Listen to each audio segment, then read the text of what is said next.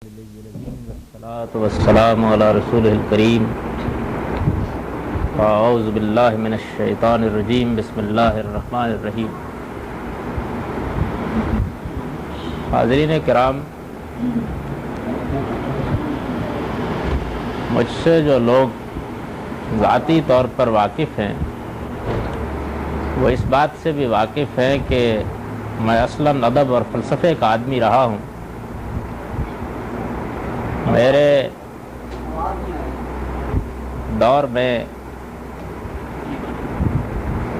اگرچہ بہت سے ایسے مراحل آئے ہیں کہ جن میں بہت سی چیزوں سے دلچسپی پیدا ہوئی،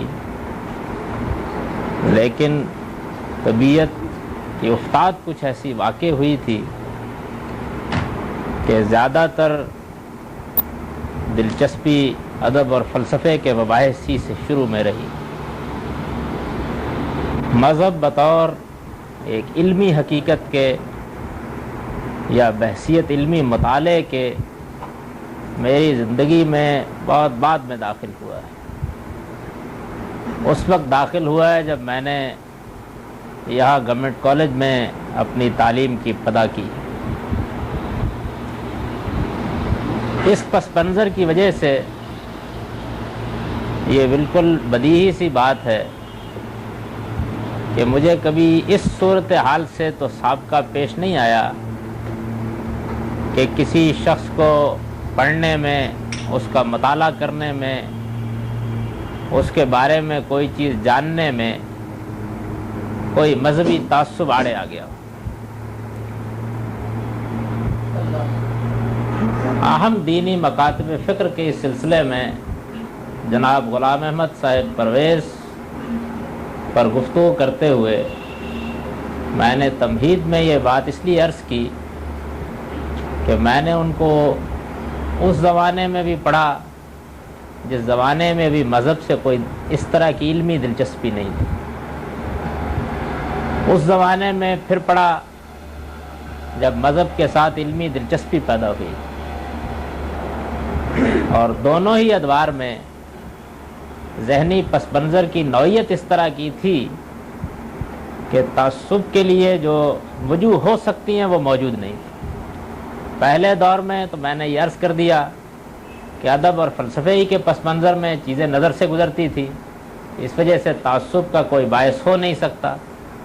دوسرے دور میں جب میں نے ان کو پڑھا تو وہ میرا وہ زمانہ تھا کہ جس میں نفس مذہبی سے متعلق میرے ذہن میں بہت سے سوالات تھے. ادب و فلسفے کے پس منظر کی وجہ سے میں ہر چیز کو تشکیک کی نگاہ سے دیکھ رہا تھا. وہ عقائد، وہ نظریات جو مجھے متوارثت طور پر ملے تھے ان میں سے ایک ایک کو میں پرکھ رہا تھا، اور اس وقت طبیعت کی افتاد کچھ ایسی تھی کہ یہ جی چاہتا تھا کہ یہ سب کچھ غلط ثابت ہو جائے. اس وجہ سے اگر کسی پہلو سے کوئی تعصب تھا تو وہ اس نوعیت کا نہیں ہو سکتا تھا کہ ان کو پڑھنے یا ان کے بارے میں کوئی رائے قائم کرنے میں مانع ہوتا. میں نے ان کو اس زمانے میں پڑھا، اور اس زمانے میں جب میں نے ان کا مطالعہ کیا ہے تو پہلی چیز جس سے مجھے وحشت سی ہوئی وہ ان کا لکھنے کا اسلوب. ادب کا آدمی رہا ہوں، ایک خاص اسلوب تحریر کی میرے ہاں کچھ بار پاتا ہے. جن لوگوں کو اس زمانے میں نے پڑھا تھا وہ اسی درجے کے لوگ تھے. ان کے بارے میں کچھ سنا، کچھ ان کی تصنیفات ہمارے مدرسے کی لائبریری میں تھی، نکال کر دیکھیں تو محسوس ہوا کچھ بہت تصنع کا انداز. مذہبی لحاظ سے اس وقت میں نے کوئی ان سے متعلق رائے نہیں اپنے اندر محسوس کی. بعد میں جب یہ معلوم ہوا کہ ان کا ایک خاص انداز فکر ہے تو پھر بہت سنجیدہ مطالعے کی طرف رغبت ہوئی. اب ادب سے متعلق اپنے ذوق پر قابو پا کر میں نے ان کی بہت سی چیزیں اس زمانے میں پڑھ ڈالی، اور اس طرح پڑھ ڈالی کہ بس ادھر سے ادھر تک ایک نظر دیکھتا چلا گیا. یہ بات معلوم ہو گئی کہ یہ کیا کہتے ہیں، کیا کہنا چاہتے ہیں، کیا چیزیں پیش نظر ہیں. لیکن ظاہر ہے کہ اب جب سب کا سب پڑھا تو اس میں ان کی وہ چیزیں بھی آئیں جن میں انہوں نے قرآن سے متعلق اپنی تحقیقات بیان کی ہیں، وہ چیزیں بھی آئیں کہ جن میں ان کا تفسیری نوعیت کا لٹریچر ہے. تو دوسری چیز جو بہت تواہش کا باعث ہوئی وہ یہ کہ عربی زبان جس کو میں بچپن سے جانتا ہوں، ادب کا طالب علم ہونے کی وجہ سے اس کے مزاج سے بہرحال واقف ہی رہا ہوں. اس کا ادب پڑھاتے ہوئے اب تو خیر بال سفید ہو گئے، لیکن اس زمانے میں بھی اس سے کوئی کم شغف نہیں تھا. تو مجھ پر یہ چیز اور بہت حیرت انگیز چیز واضح ہوئی کہ عربی زبان کیا ہوتی ہے، بلکہ عربی زبان تو خیر بہت دور کی چیز ہے، زبان ہی کیا ہوتی ہے اس سے یہ واقف نہیں. یہ چیز واضح ہو جانے کے بعد، اور اس کے واضح ہونے کے لیے مجھے کسی ریاض کی اس زمانے میں ضرورت نہیں تھی. زبان و ادب کا پس منظر اور بالخصوص عربی ادب سے غیر معمولی شغف، دونوں چیزیں بہت کافی تھیں کہ فیصلہ کن ہو جاتی. تو میں نے ان کو اٹھا کے رکھ دیا. دوسرا دور جس میں مذہب اور مذہب کے مکاتب فکر کا مطالعہ اس نقطہ نظر سے کیا کہ اب حقیقت کو تلاش کرنا ہے، جاننا ہے، یہ معلوم کرنا ہے کہ کیا چیز صحیح ہے، کسی نتیجے تک پہنچنا ہے. اس میں پھر ان کی اہم چیزوں کو اٹھایا اور اٹھا کر میں پوری سچائی کے ساتھ یہ عرض کرتا ہوں کہ بہت دیانتدارانہ مطالعہ کیا. یعنی اپنی طبیعت کے ان دونوں چیزوں پر قابو پا کر میں نے یہ صحیح کی کہ ہمدردی کے ساتھ میں پڑھوں، سمجھوں، جانوں. یہ ہو سکتا ہے کہ حق یہی. میرے پچھلے کم و بیش اس حیات مستعار کے 18 سال پبلک میں گزرے ہیں. اس میں کسی نہ کسی حوالے سے بہت سے لوگ مجھ کو جانتے رہے ہیں، بلکہ یہاں ایسے لوگ موجود ہیں کہ جو مجھے برسوں سے جانتے ہیں. جو لوگ مجھے جانتے ہیں وہ یہ بھی جانتے ہیں کہ میں نے اپنے اس 17-18 سال کے دور میں بڑے مراحل طے کیے. میں جس دینی فکر کو لے کر پیدا ہوا تھا میں نے اس کو چھوڑا. جس دینی فکر میں میری پرورش ہوئی تھی میں نے اس کو چھوڑا. جس دینی فکر پر مجھ پر سب سے زیادہ اپنے شعوری دور میں غلبہ رہا اس کو چھوڑا. اور اب میں جہاں ہوں لوگ جانتے ہیں کہ بہرحال اس کا ان تعصبات سے کوئی تعلق نہیں ہے کہ جو اس وقت سوسائٹی کے اندر موجود ہے. اس وجہ سے یہ تو ایک بالکل واقعی بات ہے کہ اگر یہ کوئی حق ہوتا تو میں اگر رجم و ارتداد پر علماء کی گالیاں کھا سکتا ہوں تو مجھے اس پر بھی کھانے میں کوئی بات نہ ہوتی. میری اگر یہ بات سمجھ میں آ جاتی تو میں اس کا علمبردار ہوتا، اس کو پیش کرتا، پوری شان کے ساتھ پیش کرتا. وَلَوْ كَتَّوْا رَاسِي لَدَيْكَ وَأَوْسَاجِ. میں اب اگر ان کے نقطہ نظر پر تنقید کر رہا ہوں تو میں نے یہ سب اس لیے عرض کر دیا کہ میری زندگی کا کوئی دور ایسا نہیں ہے کہ جس میں میں نے ان کو پڑھا ہو، ان کے نقطہ نظر کو سمجھنے کی کوشش کی ہو، اور اس وقت عام طور پر ہمارے ہاں لوگوں کے اندر ان کے بارے میں تعصب ہے، اور میں اس کا اعتراف کرتا ہوں کہ تعصب ہے، وہ حائل رہا. میرے ہاں کم سے کم یہ چیز کسی زمانے میں بھی نہیں رہی. میں اس وقت اس موضوع پر تو بحث کرنے کے لیے نہیں بیٹھا ہوا کہ ان کے لکھنے کا انداز کیا ہے. اس سے متعلق میں نے اپنا تاثر عرض کر دیا. اس میں ذوق مختلف ہو سکتے ہیں اور یہ ممکن ہے کہ کوئی شخص مجھ سے مختلف ہی رائے رکھتا ہو، لیکن بہرحال میں اپنے ذوق کے لحاظ سے ان کے اسلوب تحریر سے نہ صرف یہ کبھی متاثر نہیں ہو سکا بلکہ میں نے یہ عرض کیا کہ مجھے ہمیشہ وحشت تھی. میں یہاں ان کے دینی فکر پر تبصرے کے لیے بیٹھا ہوں، اس وجہ سے اپنی گفتگو کو اسی حد تک محدود رکھوں. غلام احمد صاحب پرویز کے دینی نقطہ نظر کا جب ہم جائزہ لیتے ہیں تو ایک تو یہ چیز ہے کہ انہوں نے قرآن مجید سے، عقل عام سے جو دین پیش کیا ہے وہ تفصیلات میں کیا ہے. اس باب میں تو یہ ہو سکتا ہے کہ مجھے قدم قدم پر ان سے اختلاف ہے، اور میں اگر ان اختلافات کو بیان کرنا شروع کروں تو پھر یہ حقائق اگرچہ لذیذ تر نہیں ہے لیکن بہت دراز ہو سکتی ہے. اس وجہ سے اس کو تو میں چھوڑتا ہوں. اور اہم دینی مکاتب فکر پر تبصرہ کرتے ہوئے یہ چیز میرے پیش نظر بھی نہیں ہے۔ اصل مسئلہ یہ ہے کہ ان کا فکر جن اصولوں پر قائم ہے وہ اصول کیا صحیح ہے یا نہیں۔ اگر وہ اصول صحیح ہیں تو میں اس کو بہت زیادہ اہمیت نہیں دیتا کہ نتائج میں غلطی ہو گئی۔ نتائج کا جہاں تک تعلق ہے، میں اس زمین پر جس شخص کو دین کے معاملے میں بہت بڑی اتھارٹی مانتا ہوں، اس کے بھی نتائج فکر سے مجھ کو بہت اختلافات ہیں، اور وہ اختلافات اب تو چھپے ہوئے نہیں ہیں، چھپے ہوئے موجود ہیں۔ اس سے بحث نہیں۔ اصول میں ایک آدمی صحیح ہے، اس نے نقطہ نظر صحیح قائم کیا ہے، وہ اپنے اصول کا اطلاق کرتا ہے تو وہ پیغمبر نہیں ہوتا، اس سے غلطی ہوتی ہے، غلطی ہوتی ہے، اور وہ ایک نہیں، دو نہیں، 10 20 بھی ہو سکتی ہے۔ یہ وہ چیز ہے کہ جو ہر صاحب علم کے ہاں پائی جاتی ہے۔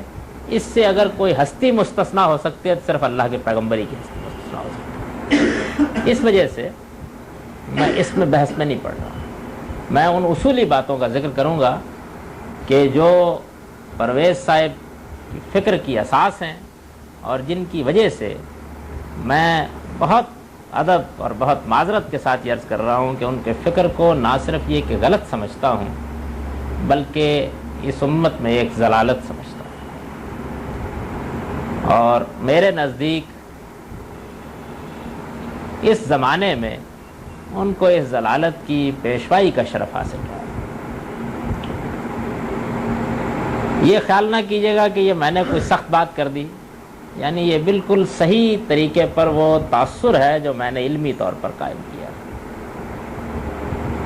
ان کے فکر کی اساس ہی غلط ہے، اور جب اساس ہی غلط ہے تو پھر نتائج کے معاملے میں کیا کہا جا سکتا ہے؟ تا سریا میروت دیوار کج، بنیاد صحیح نہیں ہے تو جہاں تک بھی دیوار اٹھائیے وہ ٹیڑھی اٹھے گی۔ وہ کیا چیز ہے کہ جو اصولی لحاظ سے ہی صحیح نہیں؟ جناب غلام احمد صاحب پرویز کا اصل امتیاز یہ رہا کہ انہوں نے بہت زور کے ساتھ یہ بات پیش کی کہ میں قرآن مجید کا طالب علم۔ ان کے ماننے والوں نے بھی ان کو قرآن مجید کے ایک جلیل القدر مفکر کی حیثیت سے پیش کیا۔ قرآن کو انہوں نے اپنی امتیازی چیز قرار دیا۔ وہ اس بات پر اصرار کرتے رہے کہ میں قرآن ہی سے جو کچھ لیتا ہوں، اور قرآن ہی کی بنیاد پر جو کچھ کہتا ہوں، قرآن ہی میرے ہاں محور ہے، اس وجہ سے میری ہر چیز پر اسی کی روشنی۔ چنانچہ یہ مسئلہ تو پہلے ہی مرحلے میں طے ہو جاتا ہے کہ ان پر بحث کرتے ہوئے ہمارے پاس اللہ کی کتاب موجود ہے جس سے ان کا فکر سارا کا سارا نکلا ہے، اور ان کا مدار بھی اسی پر ہے، اور وہ اسی کی بنیاد پر کہتے ہیں کہ میں نے دین کو سمجھا ہے۔ تو اس میں یہ چیز خود بخود واضح ہو جاتی ہے کہ قرآن مجید کے فہم کے لیے یا قرآن مجید تک رسائی کے لیے جو اصول انہوں نے قائم کیے ہیں وہ اصول کیا صحیح ہیں۔ یوں سمجھ لیجئے کہ قرآن مجید پر تدبر کے اصول ہی میں اگر تو صحت ہے تو نتائج پر گفتگو ہو سکتی ہے، اور ان میں سے کوئی چیز مانی بھی جا سکتی ہے، کوئی رد بھی کی جا سکتی ہے۔ اسی میں صحت نہیں ہے، اور اس میں ایسی غلطی ہے کہ جس غلطی کو بنیادی غلطی کہنا چاہیے، ایسی غلطی ہے کہ جس غلطی کے بعد پھر کسی چیز کے صحیح ہونے کا امکان ہی بس ایک حادثہ ہو جاتا ہے۔ تو پھر ظاہر بات ہے کہ جو تبصرہ میں نے کیا ہے، میرا خیال یہ ہے کہ اس سے اختلاف کی گنجائش نہ ہوگی، اور اگر اختلاف کی گنجائش ہو بھی تو کم سے کم میں جن دلائل کی بنیاد پر وہ رائے رکھتا ہوں، مجھے لوگ یہ حق دیں گے کہ میں وہ رائے رکھوں۔ وہ اصول جس پر وہ قرآن مجید کو سمجھتے ہیں، اس میں سب سے اہم چیز، سب سے بنیادی چیز زبان کے بارے میں ان کا تصور ہے۔ یہ بات تو بالکل واضح ہے کہ قرآن مجید زبان کے لبادے میں، یعنی ایسا تو نہیں ہے کہ اللہ تعالیٰ نے مفہوم حرم میں سے ہر شخص پر القاء کر دیا ہے۔ پیغمبر پر بھی وہ باللفظ نازل ہوا ہے اور ہمیں بھی باللفظ ملا ہے۔ اب اس کی ہدایت کہ غوامض اور اسرار جو بھی ہوں، بہرحال ان کا دروازہ زبانی، یعنی اس شہرستان معانی میں داخل ہونے کی کوئی راہ اس کے سوا نہیں کہ زبانی سے اندر داخل ہوا جائے۔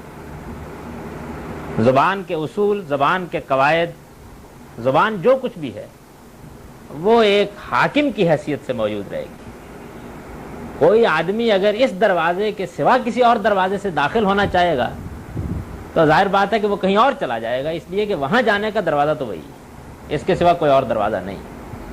اس وجہ سے ہم اپنے ہاں بھی جب یہ بات کہتے ہیں لوگوں کو اجنبی لگتی ہے کہ عربیت کا بڑا اعلیٰ ذوق ہونا چاہیے، قرآن مجید کے فہم کے لیے آدمی کو اس زبان کو بہت اچھی طرح جاننا چاہیے، لیکن اگر کوئی شخص اس حقیقت کو جان لے کہ جب قرآن میں جو کچھ ہے اس تک جانے کی کوئی رائے اس کے سوا نہیں ہے تو پھر اس راہ کو کھولے بغیر تو اندر نہیں جایا جا سکتا۔ اس راہ کے لیے انہوں نے کیا طریقہ اختیار کیا، اس کو جاننے سے پہلے چند اصولی باتیں زبان سے متعلق جان لی۔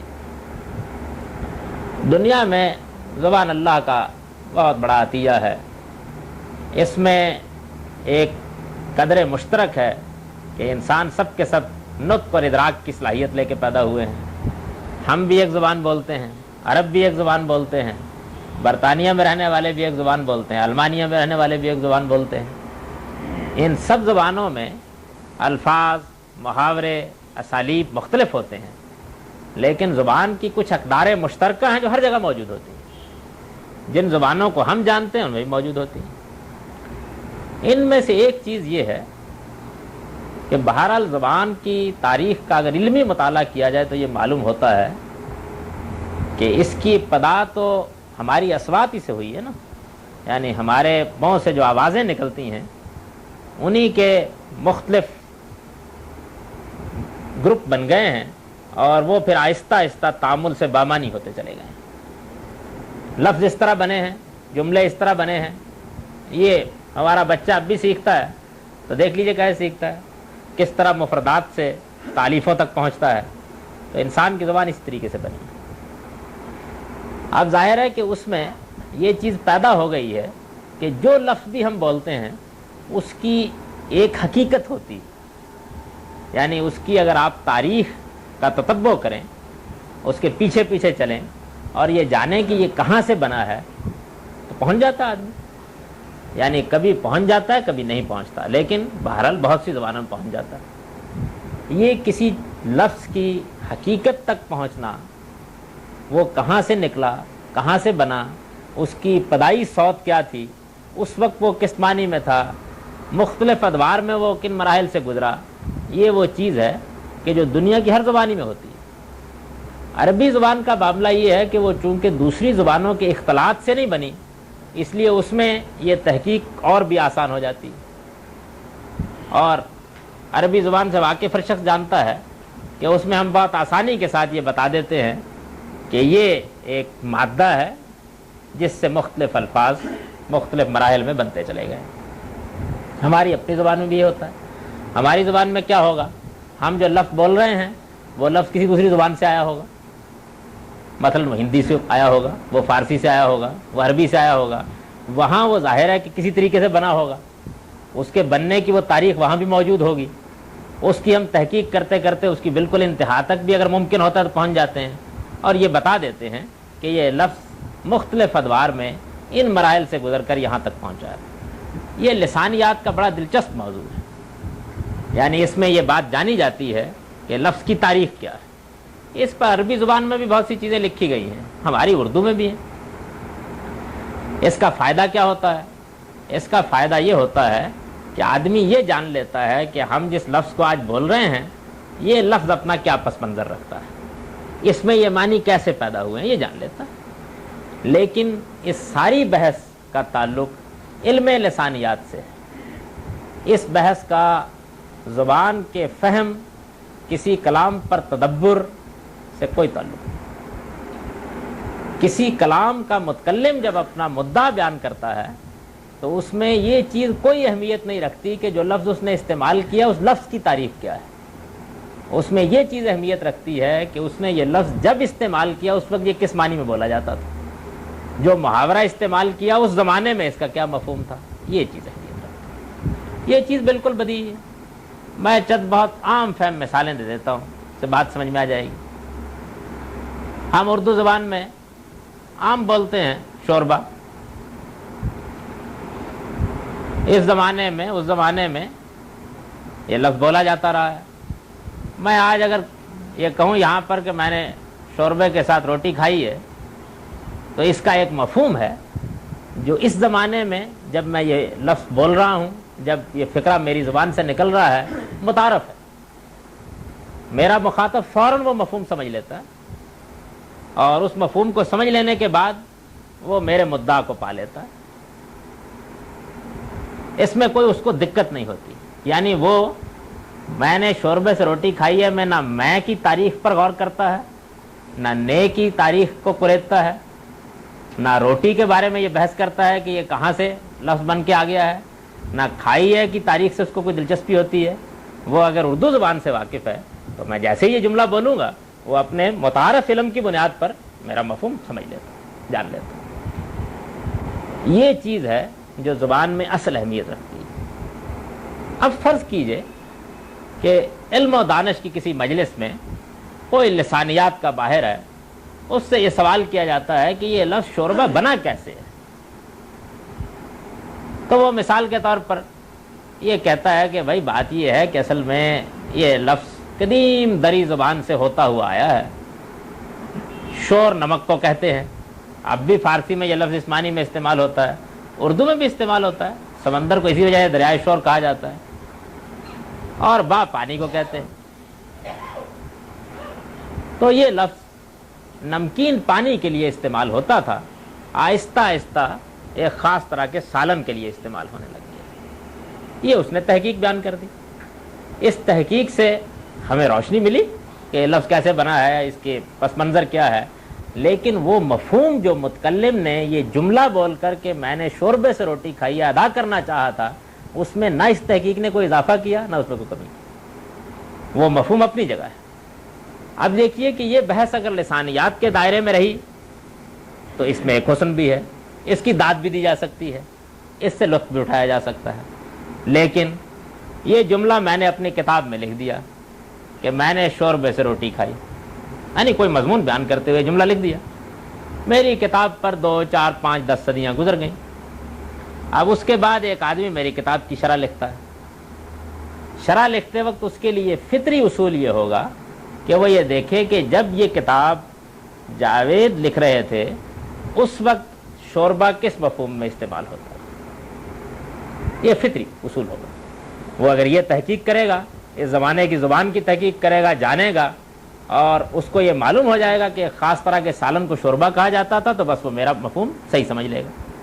لیکن اس کے برخلاف اگر اس نے یہ کام شروع کر دیا کہ اس نے لسانیات کی کوئی کتاب کہیں سے اٹھا لی، اور لسانیات کی کوئی کتاب اٹھانے کے بعد شوربے کی تاریخ پر تحقیق شروع کر دی، اور تحقیق شروع کرنے کے بعد اس نے وہ معلومات حاصل کر لیں کہ شور اصل میں نمک کو کہتے ہیں اور با اصل میں پانی کو کہتے ہیں، اور میرے جملے کا یہ مطلب بیان کر دیا کہ میں نے نمکین پانی سے روٹی کھائی ہے، تو اصل میں اس نے نہ صرف یہ کہ علم پر ظلم کیا ہے، نہ صرف یہ کہ زبان پر ظلم کیا ہے، بلکہ مجھ پر بھی ظلم کیا. میں یہ بات ہرگز نہیں کہنا چاہتا تھا، یہ میرا مدعا نہیں تھا، یہ بات میرے پیش نظر ہی نہیں تھی. میں نے نمکین پانی سے ہرگز روٹی نہیں کھائی، میں نے ایک خاص طرح کے سالن سے روٹی کھائی تھی.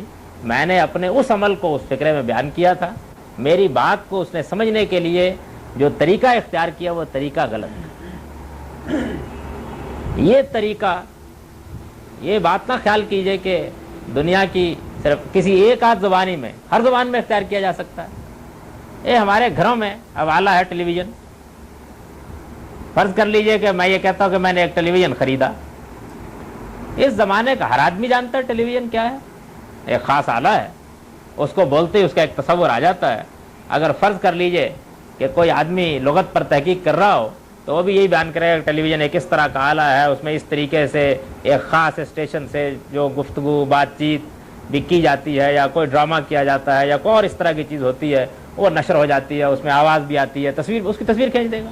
اور اگر وہ چیز اس زمانے تک موجود ہوگی تو ہم کہہ دیں گے کہ وہ ٹیلی ویژن جو ہمارے گھروں میں پڑا ہوا ہے، ہر آدمی جانتا ہے. لیکن میں نے ٹیلی ویژن خریدا، میرے اس جملے پر کوئی آدمی لسانیات کی تحقیق شروع کر دے اور تحقیق شروع کر کے یہ کہ دیکھیے جی ٹلی کا مطلب تو اصل میں ہوتا ہے انتقال اور وین کا مطلب ہوتا ہے منظر، اس لیے جاوید احمد نے ایک انتقال منظر خریدا۔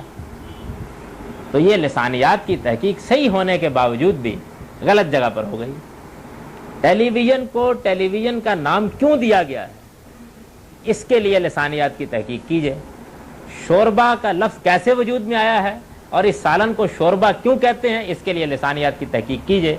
لیکن کسی متکلم کی بات کا مفہوم جاننے کے لیے اس تحقیق کی پرے کاہ کے برابر بھی کوئی اہمیت نہیں۔ جو آدمی اس طرح کی حرکت کرے گا اس کے بارے میں دو ہی باتیں کہی جا سکتی ہیں، یا تو یہ ہے کہ اس بیچارے کو زبان سے، ادب سے، اسالیب سے کوئی واقفیت نہیں، وہ اس معاملے میں بالکل بے علم ہے، اور یا یہ ہے کہ وہ جان بوجھ کر اپنی بات متکلم کے منہ میں ڈالنا چاہتا ہے۔ ان دونوں میں سے کوئی ایک بات لازماً کہنی پڑے گی، یعنی یا تو یہ صورت ہو سکتی ہے کہ وہ بیچارہ ایسا بے علم ہے کہ اس کو یہ معلوم ہی نہیں کہ میں نے شوربے کے ساتھ روٹی کھائی اور میں نے ٹیلی ویژن خریدا، ان جملوں کا مفہوم متعین کرنے کا طریقہ کیا، یا تو اس کو معلوم ہی نہیں بیچارے کو، کہیں سے اس کو لسانیات کی کوئی کتاب مل گئی ہے، وہ اس نے پڑھ لی ہے، کہیں سے اس کو پتہ چل گیا کہ لفظوں کی ایک تاریخ بھی ہوا کرتی ہے، اس کو اس نے کہیں سے سن لیا ہے یا جان لیا ہے اور اس کی بنیاد پر اس نے جو کہنا تھا کہہ دیا۔ یا تو یہ صورت ہے، اور یا یہ صورت ہے کہ وہ جانتا ہے کہ ٹیلی ویژن کے معنی کیا ہوتے ہیں اور وہ جانتا ہے کہ شوربے کا مفہوم کیا ہوتا ہے، اور اسے معلوم ہے کہ اس متکلم کے کلام کو سمجھنے کے لیے کیا طریقہ اختیار کرنا چاہیے، لیکن جو بات متکلم کے کلام سے نکل رہی ہے وہ اس کو ماننے کے لیے تیار نہیں ہے، اور جب اس کو ماننے کے لیے تیار نہیں ہے تو اس نے پھر یہ طریقہ اختیار کیا ہے کہ اپنے مخاطب کو بھول بھلیاں میں الجھا کر لسانیات کی اس طرح کی بحثیں کر کے متکلم کے مدعا کو بدل دے، یعنی یا تو وہ بے علمی میں ہے اور یا پھر یہ ہے کہ وہ اپنے مدعا کو متکلم کے منہ میں ڈالنا چاہتا ہے۔ یہ دو ہی باتیں ہو سکتی ہیں۔ یہ تو پہلی بات جان لیجیے۔ دوسری بات زبان ہی سے متعلق یہ دیکھیے کہ دنیا کی ہر زبان میں اور ہماری زبان میں بھی تشبیہ بھی ہوتی ہے، استعارہ بھی ہوتا ہے، تمثیل بھی ہوتی ہے، یعنی دنیا کی کوئی زبان بھی اس سے خالی نہیں ہے۔ مثال کے طور پر دیکھیے کہ میں یہ کہتا ہوں کہ بھائی جب سے میں نے دوپہر کا کھانا کھایا معلوم ہوتا ہے سینے میں آگ لگی ہوئی ہے۔ میرے اس جملے کو سننے کے بعد اردو زبان سے واقف کوئی عامی بھی یہ نہیں کہے گا کہ ان کے سینے میں کسی آدمی نے دو چار لکڑیاں گھسا دی ہیں اور ان کو آگ لگی ہوئی۔ ہر آدمی یہ جانتا ہے کہ یہ آگ کا لفظ یا مجازن بولا گیا ہے، یعنی اس سے مراد وہ آگ نہیں ہے جو چولہے میں جلتی ہے۔ لیکن اگر مثال کے طور پر میں یہ کہوں کہ آ رہا تھا میں تو بھئی ہوا یہ کہ ہماری بیگم صاحبہ چولہا دہکا کے بیٹھ گئی، انہوں نے کہا میں تو تمہیں چائے پلا کے بھیجوں گی، ابھی تو آگ جل رہی ہے، ابھی میں اس پر دیگچی رکھتی ہوں، پک جائے گی، پی کے چلے جانا۔ اب ان جملوں میں جو لفظ آگ استعمال ہوا ہے، اگر کوئی آدمی کہے کہ اس سے مراد سینے کی آگ ہے تو ظاہر بات ہے کہ اس کے بارے میں پھر کیا رائے قائم کی جا سکتی ہے۔ یعنی میں یہ تو مانتا ہوں کہ آگ کا ایک مجازی مفہوم بھی ہے، آگ کا ایک حقیقی مفہوم بھی ہے، لیکن مجاز اور حقیقت اس کے اسالیب طے ہیں، یعنی ہر آدمی یہ جانتا ہوتا ہے کہ کہاں سینے کی آگ لگی ہوئی ہے اور کہاں چولہے کی آگ لگی ہوئی ہے، ہر آدمی جانتا ہوتا ہے۔ جب ہم یہ شعر پڑھتے ہیں کہ دونوں طرف ہے آگ برابر لگی ہوئی تو ہم جانتے ہیں کہ یہ کون سی آگ ہے جو برابر دونوں طرف لگی ہوئی ہے۔ کوئی نہیں یہ کہتا کہ یہ صاحب تو غالباً کہیں اپنی موم بتی کو دونوں طرف سے جلا کے بیٹھ گئے ہیں۔ ہر آدمی جانتا ہے کہ یہاں دونوں طرف کون سی آگ برابر لگی ہوئی ہے، ہر آدمی جانتا ہے۔ لیکن اگر کوئی آدمی اس طرح کے سیاق میں آگ کا لفظ استعمال کرتا ہے کہ جس میں کوئی قرینہ ہی موجود نہیں ہے اس کو سینے کی آگ، حسد کی آگ کے معنی میں لینے کے لیے، اور پھر وہ اصرار کرتا ہے کہ وہاں وہ بات داخل کر دے، تو بھائی دو ہی باتیں ہوں گی نا پھر بھی، یا تو وہ زبان کے ان اسالیب سے جاہل محض ہے، نہیں جانتا، اور یا یہ بات ہوگی کہ وہ کوئی خاص مقصد ہے جس کے تحت سینے کی آگ کو چولہے کی آگ بنانا چاہتا ہے اور چولہے کی آگ کو سینے کی آگ بنانا چاہتا ہے۔ دو ہی باتیں ہو سکتی ہیں۔ میرے پاس ایک آدمی آتا ہے، وہ آ کر مجھ سے کہتا ہے کہ جی آپ کے وہ شاگرد انہوں نے تو کمال کر دیا، ایسے حسن و خوبی کے ساتھ بات کی اور ایسی شان اور وقار کے ساتھ بات کی کہ بس مخاطب کے چھکے چھڑا دیے۔ ہم نے کہا تم تو بھائی شیر آدمی. ان جملوں میں میرے کسی مخاطب کو بھی یہ شبہ نہیں ہوگا کہ اس شیر سے مراد وہ شیر ہے جس کو میرے بچے چڑیا گھر میں دیکھ کے آئے. ہر آدمی جانتا ہے کہ یہاں شیر کا کیا مفہوم. لیکن اگر یہی جملہ فرض کیجیے میں بولوں تو بھائی صبح بچوں نے بہت تنگ کر رکھا ہوا تھا, انہوں نے کہا جی ہم تو چڑیا گھر میں جا کے شیر دیکھیں گے, اور آپ یہ کہیں کہ وہ چڑیا گھر میں ایک بہادر آدمی کو دیکھنے کے لیے گئے تھے, تو میں اس کے بارے میں کیا رائے قائم کروں؟ یعنی ایک مخصوص سیاق و سباق ہے جس میں وہ مفہوم بالکل صحیح ہے اور اس کا قرینہ موجود ہے, ہر آدمی جانتا ہے کہ صحیح ہے. تمثیل کا بھی بالکل یہی معاملہ ہوتا ہے. ہم کسی چیز کو جب مثال کے طور پر پیش کرتے ہیں تو اس میں ایسے الفاظ, ایسے جملے لے آتے ہیں جس سے ہمارا مخاطب جان لیتا ہے کہ یہ بات ہم مثال کے طور پر پیش کر رہے ہیں. ایک بہت اعلیٰ درجے کا خطیب حضرت مسیح علیہ السلامی کو دیکھیے. تم کو میں کیا کہوں, تم جس کے انتظار میں ہو تمہارا حال تو یہ ہے کہ تم گویا 11 کنواریاں ہو, تیل کی کپیاں بھر کے بیٹھی ہو, تم کو معلوم نہیں کہ دولہے نے کس وقت آنا ہے, تم انتظار کر رہی ہو کہ دیا جلاتی رہیں گی, لیکن جب دولہے کے آنے کا وقت ہوا تم سب سو گئی. یعنی یہ تمثیل ہے. اس تمثیل میں ہر آدمی جانتا ہے کہ ایسے قرائن موجود ہیں کہ یہاں یہ نہیں ہے کہ واقعی حضرت مسیح کے وہاں قوم میں کوئی 11 دلہنیں تھیں اور وہ تیل کی کپیاں لے کے بیٹھی ہوئی تھی. اپنی قوم کو خطاب کر کے کہتے ہیں کہ تم زمین کا نمک ہو, اگر یہ نمک ہی اپنی نمکینی سے محروم ہو گیا تو پھر کیا باقی رہ جائے گا. یہ معلوم ہے کہ یہاں زمین کا نمک کس معنی میں استعمال ہوا ہے. اس سے مراد یہ نہیں ہے کہ کوہستان نمک کا نمک ہے. اس تمثیل کو سنتے ہی آدمی جان لیتا ہے کہ مدعا کیا ہے. فریسیوں فقیہوں کو خطاب کر کے کہتے ہیں کہ بدبختو, تم نے میرے شاگردوں پر اعتراض کیا کہ انہوں نے ہاتھ دھو کر کھانا نہیں کھایا, تم تو وہ ہو کہ مچھروں کو چھانتے ہو اور اونٹوں کو نگلتے ہو. یہ ہر شخص جانتا ہے کہ اونٹ کو نگلنے سے مراد کیا ہے. یعنی وہ اونٹ جو صحرائے عرب میں پایا جاتا ہے اس کو سموجہ نگل لینا مراد نہیں ہے. یہاں اس سے خاص مجاز کا مفہوم مراد ہے. ایک بڑی عمدہ تمثیل میں انہوں نے یہ بات بیان کیا, نہیں الفاظ اسالیب بتا رہے ہیں, اس کے لیے کوئی شرح کرنے کی ضرورت نہیں ہوتی, آدمی جان لیتا ہے. لیکن اگر کوئی آدمی یہ کہے کہ رسول اللہ صلی اللہ علیہ وسلم نے آخری حج کے موقع پر اپنی امت کی طرف سے 100 اونٹ ذبح کیے, اور کوئی آدمی یہ کہے کہ اس موقع پر انہوں نے اصل میں بہت بڑی بڑی بعض حقیقتیں ذبح کر دی تھی, اور ذبح کرنے سے مراد یہ تھا کہ انہوں نے سب حقیقتوں کو پکڑا جو عرب کی جاہلیت میں مانی جاتی تھی اور اپنے پاؤں کے نیچے رکھ دیا, تو ظاہر ہے کہ اس سیاق میں, اس سباق میں اس مفہوم کے لیے کوئی گنجائش نہیں, کسی طرح بھی نہیں بنتی. زبان کے اندر یہ چیزیں مسلمات کی حیثیت رکھتی ہیں. ہر وہ آدمی جو اردو جانتا ہے وہ یہ جانتا ہے کہ ان مواقع پر وہ کیا چیزیں ہوتی ہیں کلام میں کہ جن چیزوں کو آدمی سمجھ لیتا ہے اور وہ یہ جان لیتا ہے کہ بات کیا کہی جا رہی ہے. قرآن مجید میں بھی جو زبان استعمال ہوئی ہے اس میں یہ ساری چیزیں, یعنی اس میں جتنے الفاظ استعمال ہوئے ہیں, ہم ان کے مادوں کی تحقیق بھی کر سکتے ہیں. ہم یہ بھی جان سکتے ہیں کہ وہ مختلف ادوار میں ترقی کرتے ہوئے اس مفہوم تک کیسے پہنچے ہیں. لیکن یہ بات کہ وہ تحقیق کس مقصد کے لیے کی جائے کہ یہ معلوم ہو کہ لفظ میں یہ معنی پیدا کیسے ہوئے ہیں, یہ تو لسانیات کی بڑی اعلیٰ بحث ہوئی. اور وہ تحقیق اس مقصد کے لیے کی جائے کہ لفظ کا وہ مفہوم جس میں وہ آج استعمال ہوتا ہے یا اس وقت استعمال ہوتا ہے تو اس کو تبدیل کر کے ایک نیا مفہوم اس میں داخل کر دیا جائے, تو یہ وہی چیز ہوگی. میں نے بھی بیان کیا بھائی, یہ میں لفظ بول رہا ہوں, لفظ میں نے کہا میری زبان سے ایک لفظ نکلا. لفظ کے معنی جانتے ہیں, عربی زبان کا مصدر ہے. مصدر عربی قاعدے کے مطابق اس میں فاعل کے معنی میں بھی استعمال ہوتا ہے, اس میں مفعول کے معنی میں بھی. یہ ملفوظ کے معنی میں استعمال ہوتا ہے, عربی میں بھی استعمال ہوتا ہے, اردو میں بھی استعمال ہوتا ہے. وہاں بھی اس کے یہی معنی ہے, یہاں بھی اس کے یہی معنی ہے. لیکن اس کی تحقیق کیجیے نا, اس کی مادے کی, تو اس کا مطلب ہے پھینکی ہوئی چیز. کسی چیز کو اگر پھینک دیں تو کہیں گے لفظ.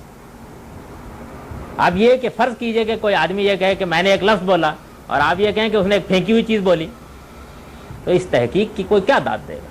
تو یہی کہے گا کہ یا تو آپ زبان سے بالکل واقف نہیں ہے, آپ کو واقعہ یہ ہے کہ وہی صورت ہو گئی ہے کہ خدا گنجے کو ناخن نہ دے, کوئی چیز ادھر ادھر سے کہیں سے اٹھا لیا آپ نے, اور اٹھا کر آپ نے اس میں سے کچھ چیزیں جمع کر کے یہ خیال کر لیا ہے کہ ایک چیز مادہ بھی ہوتا ہے, ایک چیز لفظ کی تحقیق بھی ہوتی ہے, یہ کہیں سے مل گئی.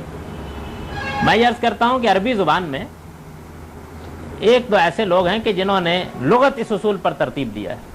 ان میں ایک تو ہمارے امام راغب ہیں جن کی مشہور قرآن مجید کے مفردات پر لغت ہے, اور دوسرے ایک اور صاحب ہیں جنہوں نے مقائص اللغہ لکھی ہے. ان دونوں نے یہ کیا ہے کہ یہ چیز اپنے لغت میں بیان کی ہے لسانیات کے پہلو سے کہ یہ لفظ حقیقت میں تھا کیا, یہ چیز بیان کی ہے. یہ چیز اب فرض کیجئے کہ کسی آدمی کے سامنے آ گئی, اس نے یہ سوچا کہ بلی کے بھاگوں چھینکا ٹوٹا, یہ مل گئی مجھ کو. اب یہ مل گئی ہے تو میں اس کے ذریعے سے تشبیہوں کو, استعاروں کو, مطالب کو, مفاہیم کو, ہر چیز کو بدل ڈالوں گا. یا تو میں نے عرض کر دیا کہ وہ یہ حرکت اس صورت میں کر سکتا ہے کہ وہ زبان سے اس کے قواعد و اسالیب سے بالکل ناواقف ہو, اور یہ اس صورت میں کر سکتا ہے کہ وہ جانتے بوجھتے ایک بات کو نہیں ماننا چاہتا اور ایک دوسری بات متکلم کے منہ میں ڈالنا چاہتا ہے, اور اس نے اس کو ایک ہتھیار کے طور پر استعمال کر لیا. عربی زبان ہی نہیں, اردو زبان میں بھی ایک اور چیز یہ ہوتی ہے کہ کسی چیز کا عرف کیا ہے.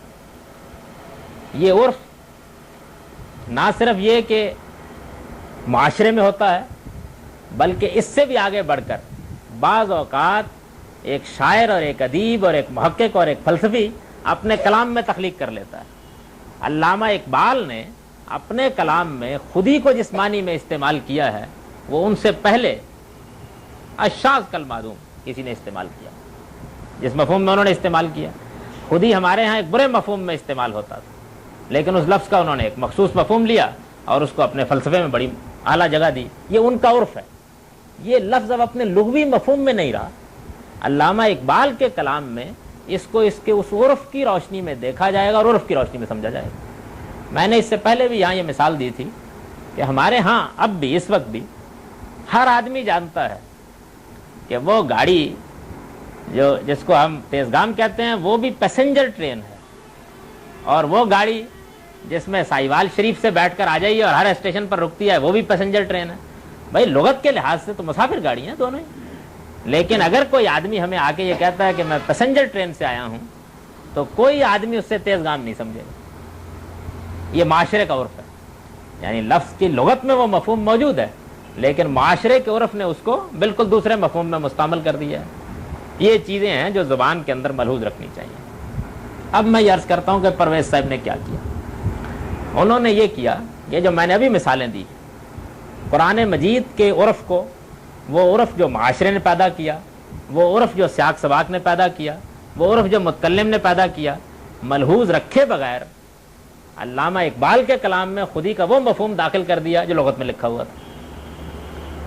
اسی طرح سے ایک مقام کے اوپر کوئی کرینہ نہیں, جملہ یہ ہے کہ میری بیوی چولہے پر آگ جلا کر چائے پکا رہی تھی, اور وہ مصر ہیں اس بات کے اوپر کہ یہاں آگ سے مراد حسد کی آگ.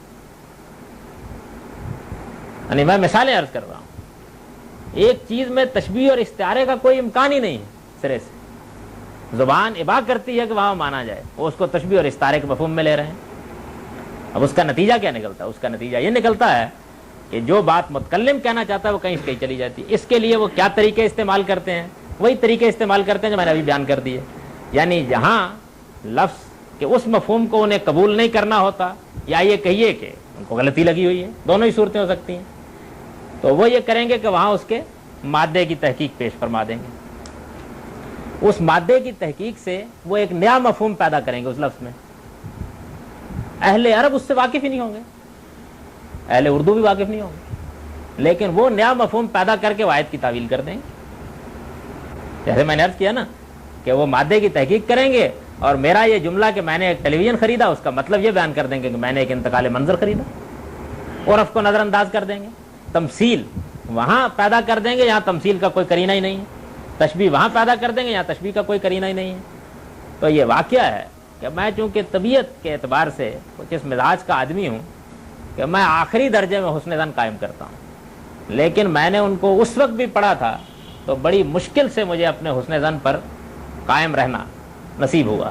اور میں نے اس وقت اس لیکچر کو دینے سے پہلے ان کی چیزیں دوبارہ دیکھیں تو واقعہ ہے کہ بس میں اپنے آپ کو یہی کہہ سکتا ہوں کہ بھائی حسن ظن قائم رکھو, ورنہ اس پہلی بات کے لیے گنجائش نہیں بنتی کسی طرح بھی کہ غلطی لگی ہوئی ہے.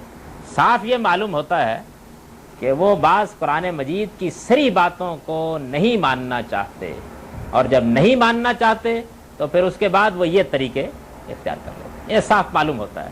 لیکن میں اپنے اس تاثر کے باوجود یہ کہتا ہوں کہ ہو سکتا ہے ان کو غلطی لگے. یعنی یہ صاف معلوم ہوتا ہے. میں بھی مثالیں پیش کروں گا تو آپ بھی جان لیں گے کہ یہ میں تاثر کس وجہ سے قائم کرتا ہوں. دیکھیے یہ میرے سامنے ان کی مفہوم القرآن ہے, یہ میرے سامنے ان کی لغات القرآن ہے. مفہوم القرآن میں انہوں نے قرآن مجید کا مفہوم بیان کیا ہے اپنی تحقیق, اپنے علم کے مطابق, پورے قرآن پر ہے. اور لغات القرآن میں انہوں نے جو مفہوم بیان کیا ہے اس کا پس منظر, اس کا علمی استدلال واضح کیا ہے. یہ دونوں میرے سامنے ہیں. ان دونوں میں سے میں بہت سی مثالیں تو اس لیے پیش نہیں کر سکتا کہ وقت محدود ہے, لیکن میں اپنے مدعا کو چند مثالیں پیش کے وعدے کر دیتا ہوں. اس سے اندازہ ہو جائے گا کہ ان کا اس معاملے میں کیا رویہ رہا ہے, کیا نقطہ نظر رہا ہے. مفہوم القرآن میں جناب غلام احمد صاحب پرویز نے سورہ نمل میں ان مقامات کی شرح فرمائی ہے جن مقامات میں حضرت سلیمان اور حضرت داؤد کے واقعات زیر بحث آئے ہیں. یہ خیال نہ کیجیے گا کہ یہ جو میں 2-3 مثالیں پیش کر رہا ہوں اس نقطہ نظر کی نمائندہ مثالیں یہی ہیں. یہ میں نے تفہیم مدعا کے لیے یہ محسوس کیا کہ آسان ہے سمجھانی, پیش کر رہا ہوں. ورنہ یہ تینوں کی تینوں جلدیں اگر شروع سے پڑھنی شروع کر دی جائیں تو ان میں سے ہر صفحہ اس کی مثال ہے جو کچھ انہوں نے قرآن مجید کے ساتھ کیا. یہ دیکھیے کہ حضرت سلیمان علیہ السلام کا لشکر اپنے ہاں سے نکلا ہے, قرآن مجید اس کو بیان کر رہا ہے. اب اس لشکر کا ذکر قرآن نے کیا کہ وہ حشر سلیمان جنودہ من الجن والانس والطیر فہم یوزعون, یعنی حضرت سلیمان کے لیے ان کا سارا لشکر اکٹھا کیا گیا. اس میں جن بھی تھے, اس میں انسان بھی تھے, اس میں پرندے بھی تھے. یہ اب اس میں لفظ جن عربی زبان کا معروف لفظ ہے, میں کہتا ہوں اردو زبان کا بھی معروف لفظ ہے. اسی طریقے سے لفظ انس عربی کا بھی معروف لفظ ہے, اردو میں بھی استعمال ہوتا ہے انس و جہاں. اور طیر ہماری اردو میں بھی استعمال ہوتا ہے, عربی میں استعمال ہوتا ہے, یہ لفظ استعمال ہوتے ہیں. ان کے لیے یہ تو آسان ہے کہ وہ یہ مان لیں کہ انس کا مطلب تو آدمی ہے, اس لیے کہ آدمی تو بہرحال پائے جاتے ہیں اس دنیا میں, روز دیکھتے ہیں ہم. لیکن جن اور پرندے یہ بھی سلیمان کے لشکر میں شامل تھے. بظاہر تو لگتا ہے نا کہ بڑا مشکل کام ہے اس کو ماننا.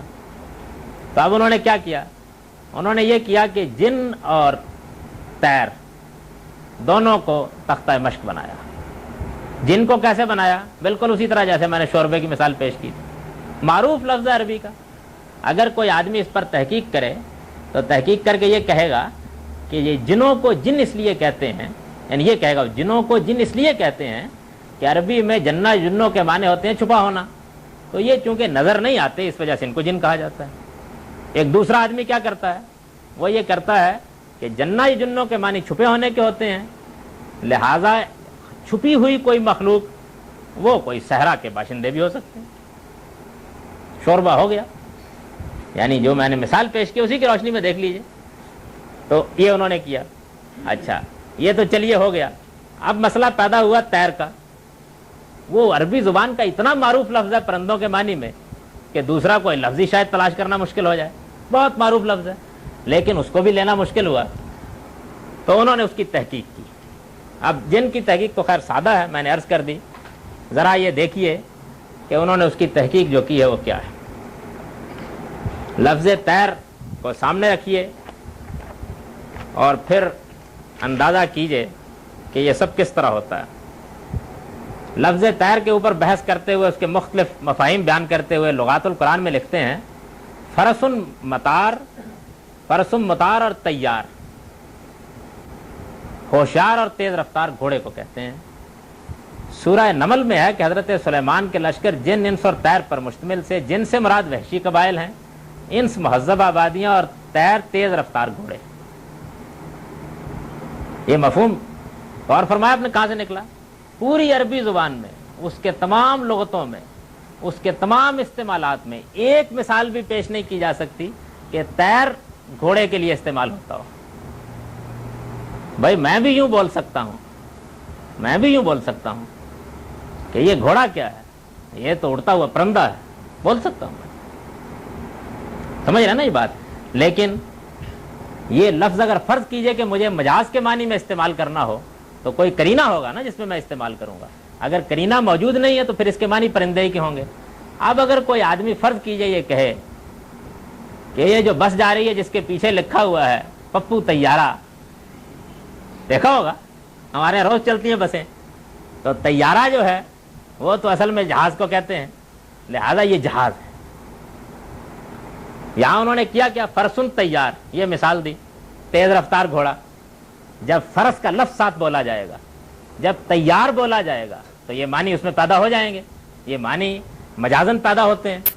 ہم نے اسی مجازی مفہوم میں جہاز کو طیارہ کہنا شروع کیا ہوا اپنی زبان میں, لیکن جب لفظ تیر ان سارے کرینوں سے بالاتر ہو کے آئے گا تو اس کے معنی گھوڑے کے کیسے ہو جائیں گے؟ وہ تو پرندہ ہی رہے گا, کوئی امکان نہیں اس بات کا. تو انہوں نے یہ لے لیا, اس کو سامنے رکھیے اور اس کے بعد ذرا آگے دیکھیے.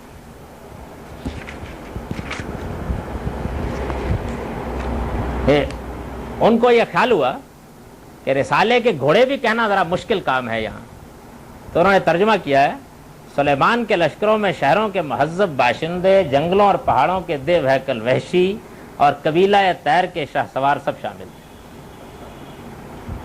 وہاں سے وہ یہاں تک قبیلہ تیر ہو گیا.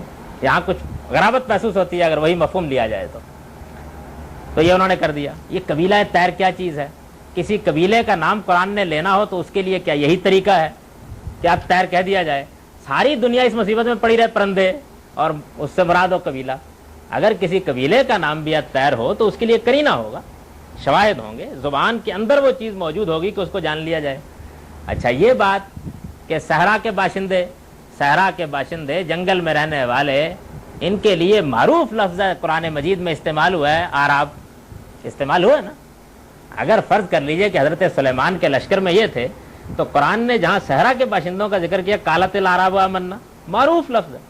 ایک معروف لفظ کو چھوڑ کر قرآن مجید نے ایک لفظ بنایا جن, جس سے نہ عربی واقف تھی نہ عرب واقف تھے دونوں. اس کے بعد یہ دیکھیے فرماتے ہیں کہ جب یہ سب لشکر ہو گئے تیار, حتی اذا اتوا علی واد النمل, یہاں تک کہ وہ وادی نمل میں آئے. یعنی اب ظاہر ہے کہ نمل عربی زبان کا معروف لفظ ہے, چیونٹیوں کے لیے بولتے ہیں. چیونٹیوں کی وادی میں آئے, مشہور قرآن مجید کا یہ مقام ہے, لوگ جانتے بھی ہیں اسے. ان کے لیے یہ بڑا مشکل ہے کیونکہ جو آگے بات بیان ہوئی ہے وہ یہ ہے کہ وہاں چیونٹی نے گفتگو کی اور حضرت سلیمان نے سن لی. یہ ماننا بہت مشکل کام ہے, وہ نہیں ماننا چاہتے اس کو. جب نہیں ماننا چاہتے دیکھیے انہوں نے کیا کیا. وہ یہ لکھتے ہیں کہ ایک دفعہ کا ذکر ہے کہ سلیمان کو معلوم ہوا کہ سبا کی مملکت اس کے خلاف سرکشی کا ارادہ رکھتی ہے, چنانچہ وہ بطور حفظ ما تقدم اس کی طرف لشکر لے کر روانہ ہوا. راستے میں وادی نمل پڑتی تھی. ملک سبا کی طرح اس مملکت کی سربراہ بھی ایک عورت تھی. جب اس نے اس لشکر کی آمد کی خبر سنی تو اپنی رعایا کو حکم دیا کہ وہ اپنے اپنے گھروں میں جا کر پناہ گزین ہو جائیں. یہ وادی نمل میں عورت تھی. نمل تک تو چلیے میں ان کی بات مان لیتا. قرآن مجید نے کہا کالت نملتن, کالت نملتن, ظاہر ہے کہ نمل اس میں جنس ہے, نملہ چیونٹی کو کہتے ہیں. اب وہ یہ کہتے ہیں کہ نملہ کا لفظ کا مطلب ہے نمل قبیلے کی عورت. اگر یہ ان کی سربراہ تھی تو عربی کے کس قاعدے کی روح سے نکرہ استعمال ہو سکتا ہے؟ یہ نملہ تو نہیں کہہ سکتے, دی نملہ ہی کہیں گے, لیکن قرآن میں تو یہاں کالت نملتن ہے. اچھا, دوسری بات یہ کہ نملہ اس کا نام تھا, اس عورت کا نام تھا. یہ بات تو نمل سے معلوم ہوتی ہے کہ صحیح نہیں, ان کی بات بھی یہی ہے. نملہ سے مراد ہے قبیلہ نمل کی ایک عورت. تو بھائی مجھے یہ بتائیے کہ اگر کوئی عورت قبیلہ اوس کی ہو تو اس کو عربی میں کیا کہیں گے, اوسا یا اوسیا؟ اگر کوئی قبیلہ بنی عبد شمس کی ہو تو کیا کہیں, اب شمیہ کہیں گے یا اب شما؟ یعنی اگر فرض کیجئے کہ قرآن مجید نے یہاں یہ کہنا ہوتا کہ قبیلہ نمل کی عورت, تو قرآن کہتا کالا نملیہ, یہ کہتا. یعنی عربی میں اس کی تو کوئی گنجائش نہیں. اس نسبت کے لیے تو یہ کہتا نا, پاکستانی بولیں گے نا آپ, بھائی نسبت کی یہ لگائیں گے उसके बाद वो लफ्ज़ बनेगा उस मानी में। इन सब चीज़ों को बिल्कुल नज़रअंदाज कर दिया। ये ज़ुबान के मुसल्लमा उसूल सबको नज़रअंदाज करके उनकी सरबराह भी एक औरत थी और उसका नाम इसलिए नमला आया है कि वो कबीला नमल से ताल्लुक़ रखती थी। यानी यहाँ अगर फ़र्ज़ कर लीजिए कि उसको कबीला नमल की औरत के मानी में ले लीजिए तो मानेगा एक औरत ने कहा कालत नमलतुन, और अगर उसको इस मानी में लेना चाहेंगे तो अरबियत की रूह से ज़रूरी होगा कि कालत नमलियतुन कहा जाए। अब शमीयतुन, औसियतुन, मदनियतुन, यानी आप इलाके से निस्बत करें, आप कबीले से निस्बत करें, बहरहाल इसी तरह बोलेंगे, कोई चारा इसके सिवा नहीं। तो ये उन्होंने इसके साथ किया। अब उसके बाद देखिए इससे पीछे आया है उल्लिमना मंतकत तैर, यानी हजरत सुलेमान ने अपने ऊपर अल्लाह का ये एहसान बयान किया है कि हमको परिंदों की जुबान सिखाई गई। मंतिक मारूफ लफ्ज़, तैर भी मारूफ लफ्ज़, मुश्किल है ये मानना। तैर तो हो गए ना रिसाले के घोड़े उनके नज़दीक, और मंतिक तैर से मुराद ये हो गई कि रिसाले के घोड़ों को सुधारने और इस्तेमाल में लाने के तरीके अल्लाह ताला ने हमको सिखाए। सवाल ये है कि अरबी ज़ुबान का कोई जानने वाला लफ्ज़ मंतिक को इस मानी में बोलेगा और तैर को इस मानी में बोलेगा? इसका कोई इम्कान ना उर्दू में है ना अरबी में है।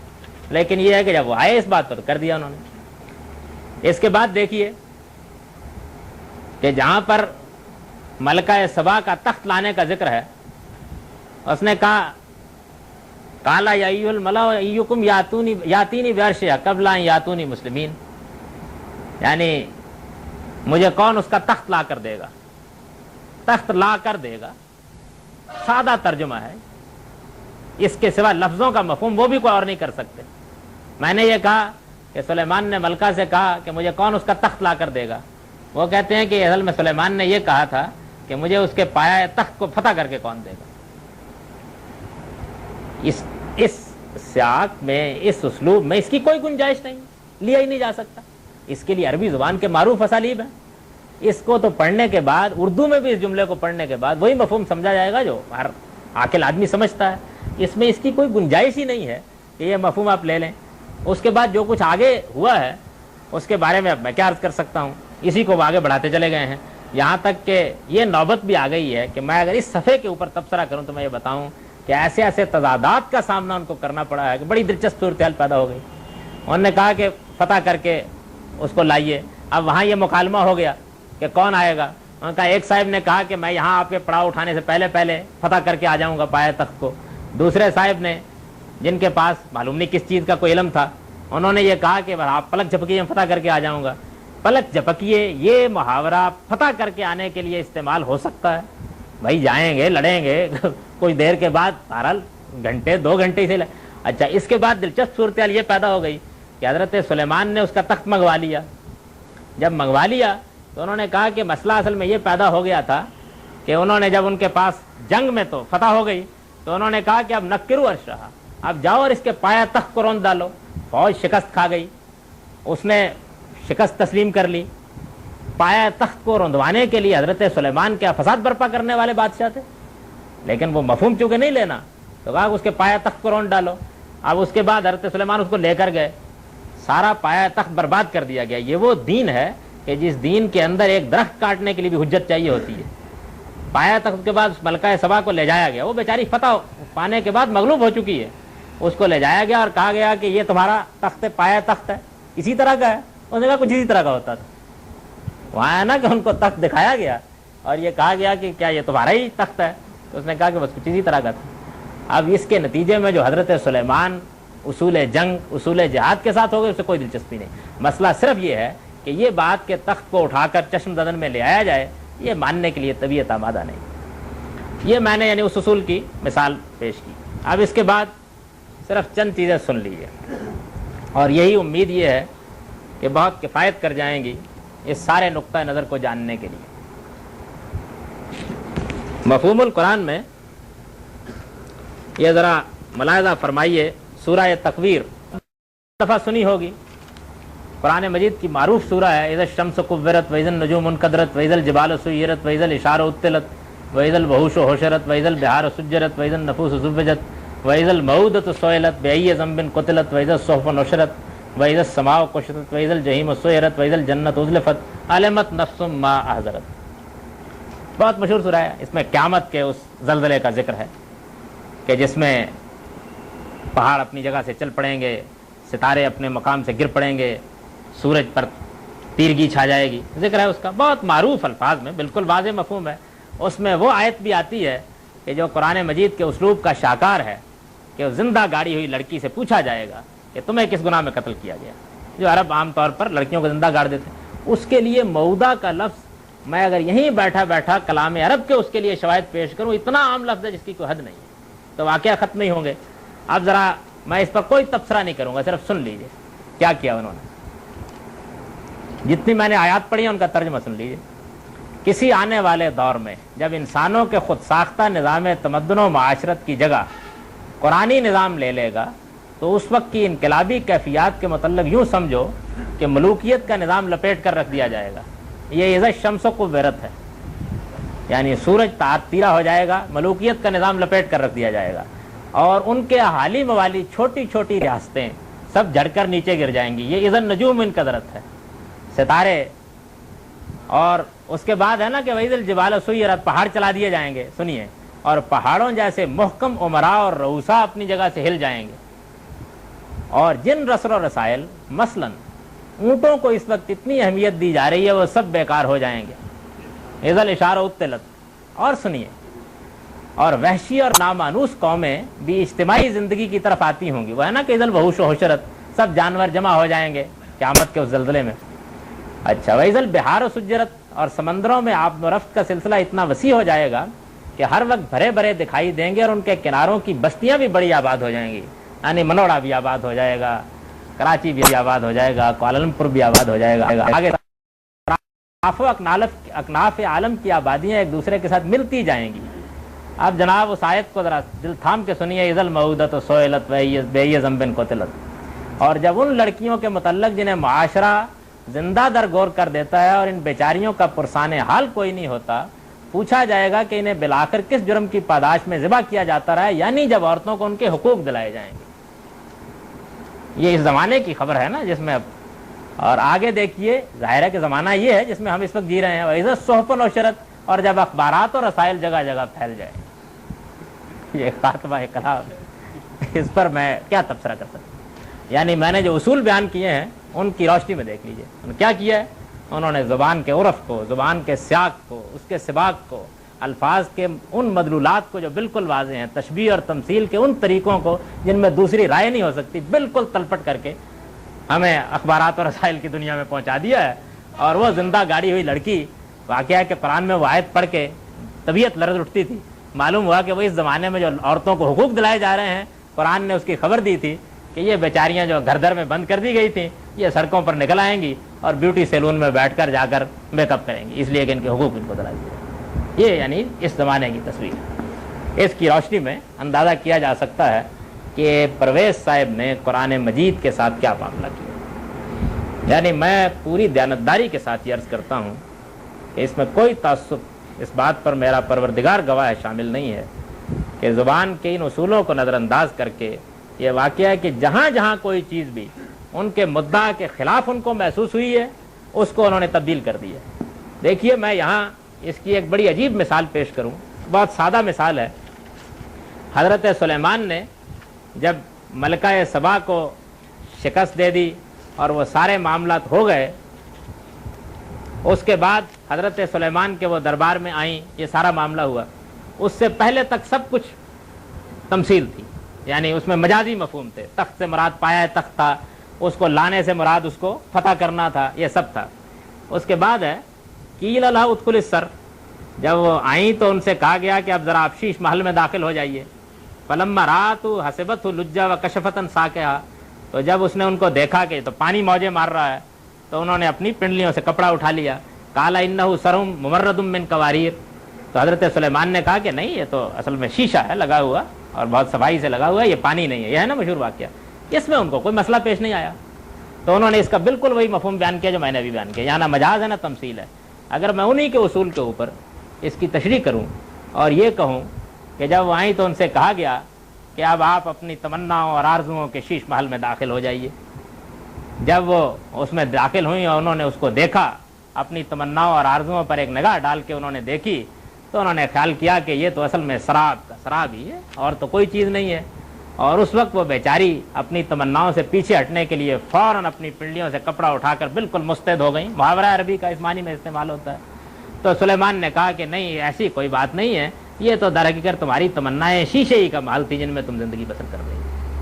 تو بھائی آپ کس طریقے سے اس کی نفی کریں گے؟ اس لیے کہ اس میں وہ سارے الفاظ بھی موجود ہیں، وہ سب چیزیں بھی موجود ہیں، یہاں مسئلہ کوئی نہیں ہے، یہاں وہی مفہوم ہے۔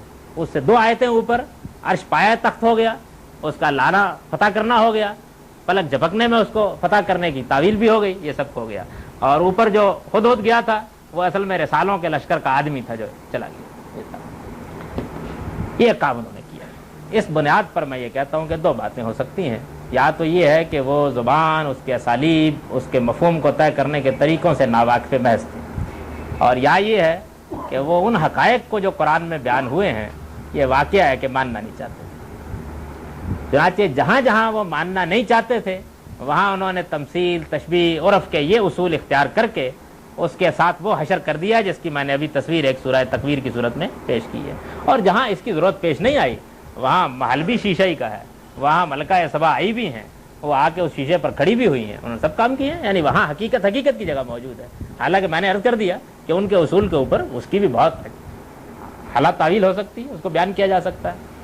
یہ وہ بنیادی اور اصولی چیز ہے جس کی وجہ سے میں پرویز صاحب کے سارے نقطہ نظر ہی کو دین میں ایک ضلالت کہتا ہوں، اور چونکہ انہوں نے بڑے زور شور کے ساتھ ہمارے نئے تعلیم یافتہ طبقے کے سامنے جو ان چیزوں کی حقیقت سے واقف نہیں تھا اس کو پیش کیا، اور یہ چیز کچھ قبول عام بھی حاصل کر گئی، تو میں یہ کہتا ہوں کہ اس ضلالت کی پیشوائی کا شرف ان کو اس زمانے میں حاصل ہے۔ اس اصولی تنقید کے بعد میرے نزدیک وہ ان لوگوں میں شامل کیے جانے کے لائق ہی نہیں ہیں کہ جن لوگوں کو ہم علمی یا فکری لحاظ سے کوئی اہمیت دیں۔ یہ اہمیت ان کو حاصل ہو گئی ہے، اور بدقسمتی سے اس بے علمی کے زمانے میں حاصل ہو گئی ہے تو تبصرہ کرنا پڑا، ورنہ ان کے نتائج فکر، انہوں نے کیا چیزیں اخذ کی، ان پر میں کسی تبصرے کی ضرورت محسوس کرتا۔ بنیاد صحیح نہیں ہے، قرآن کو سمجھنے کا طریقہ ہی غلط ہے، اس کے اندر اتنی بدترین قسم کی تفسیر بالرائے ہے یا پھر بے علمی ہے، تو اس کے بعد جو نتائج نکلیں گے وہ نتائج اگر کسی جگہ صحیح نکل آئیں گے تو یقین کیجئے کہ وہ ایک حادثہ ہوگا، وہ کسی اصول پر نہیں لکھیں۔ اقول قولی ھذا واستغفر اللہ لی ولکم۔